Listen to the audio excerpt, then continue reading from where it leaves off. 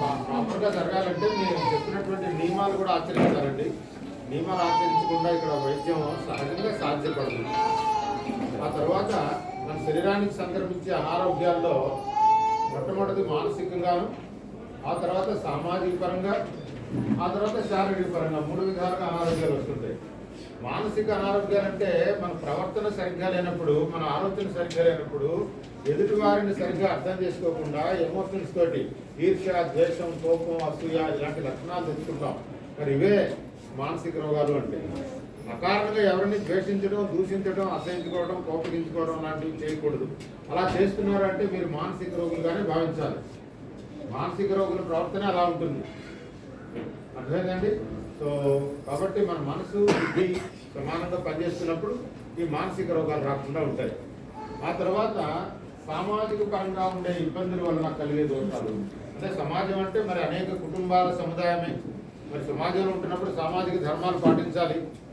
మరి ఒక గృహం, ఒక ఇల్లు తీసుకుంటే ఇంట్లో సహజంగా భార్యాభర్తలు, వాళ్ళ సంతానం, తల్లిదండ్రులు, బంధువులు, మిత్రులు, అధికారులు, నాయకులు, ఇలా పెద్ద పరిధి ఉంటుంది. మరి వీళ్ళందరితోటి మనం కలిసి జీవించాల్సి వచ్చినప్పుడు కొన్ని సమస్యలు కూడా ఎదురవుతాయి.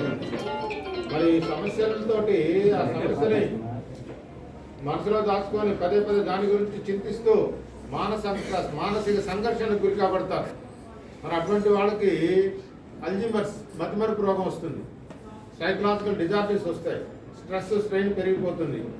వీటిని ఏమంటారు? సామాజిక పరంగా ఉండే ఇబ్బందులు అంటారు.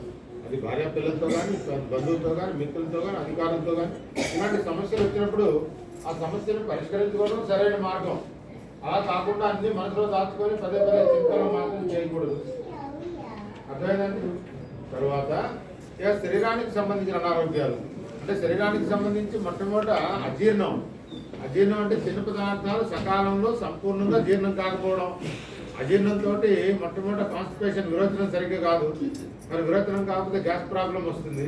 ఆ తర్వాత రక్తనాళాల్లో క్లాట్స్ పడిపోతాయి. ఆ తర్వాత బీపీ పెరుగుతుంది. ఆ తర్వాత కొలెస్ట్రాల్ పెరుగుతుంది. ఇలా రోగాలు పెంచుకుంటూ పోతారు. అంటే సహజంగా అజీర్ణంతో వచ్చే సమస్యలు చాలా ఎక్కువగా ఉంటాయి. 30 నుంచి 40% రోగాలు కేవలం అజీర్ణంతో వస్తున్నాయి. అంటే సకాలంలో జీర్ణం కాకపోవడమే. రైట్. దీని తర్వాత రెస్పిరేషన్ ప్రాబ్లమ్స్ అంటారు. అంటే శ్వాసకోశ వ్యాధులు. అంటే శ్వాసకోశ వ్యాధులు అంటే మన శరీరానికి సరిపడా ప్రాణవాయువు అందకపోతే వచ్చే సమస్యలన్నీ. శరీరానికి ఆక్సిజన్